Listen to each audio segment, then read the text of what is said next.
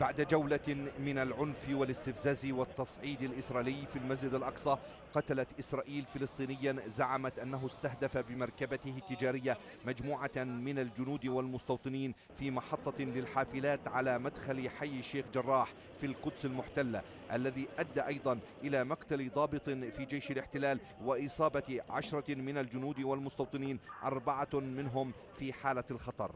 حركة حماس في بيان لكتائبها القسام تبنت المسؤولية عن الحادث. إسرائيل استفزت ردود أفعال شديدة بتصرفاتها، وهي المسؤولة عن كل ما يجري، وهي المسؤولة عن كل ضحية تسقط، وإسرائيل هي المجرمة في هذه الحالة، وهي ترسل دائما للفلسطينيين رسالة واحدة، أنها لا تفهم إلا لغة القوة. تأتي نتاج لهذه السياسات كردود فعل من جانب المقدسيين، واليوم حماس أعلنت المسؤولية. هذا مؤشر على أن الفصائل أيضا دخلت على خط ردود الفعل الشعبية. السلطة الفلسطينية على لسان مستشارها نمر حماد رفضت الاتهامات الإسرائيلية بمسؤولية رئيسها محمود عباس عن تأجيج الأوضاع في القدس المحتلة، وفق اتهام رئيس البيت اليهودي المتطرف نفتالي بنيت. الإسرائيليون يحاولون البحث عن عدو فلسطيني، يحاولون تحويل السلطة الفلسطينية المعتدلة إلى عدو، لأن اعتدال محمود عباس يحرج الإسرائيليين على الساحة الدولية.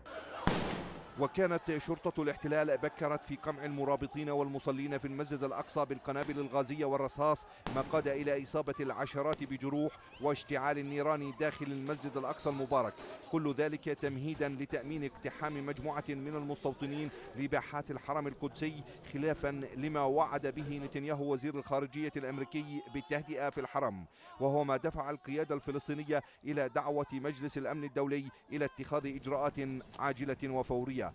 نتنياهو كاذب، ما يجري هو تصعيد للممارسات الإسرائيلية ضد المسجد الأقصى. أنت تشاهد ما يجري الآن، يمنعون المواطنين من دخول بوابات المسجد، يطلقون الرصاص المطاطي وقنابل الغاز وقابل للصوت، فيما يعني يسعى المستوطنون فسادا داخل المسجد الأقصى المبارك.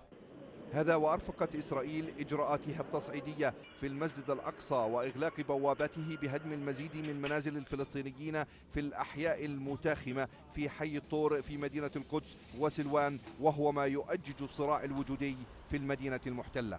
يزعم نتنياهو بالتهدئة ويرسل جيشه وشرطته لاستفزاز الفلسطينيين وانتهاك حقوقهم في المسجد الأقصى والقدس، وهو ما يستدعي تدخلا دوليا لعدم تدهور الأوضاع في المدينة المقدسة وفق مطالب السلطة الفلسطينية.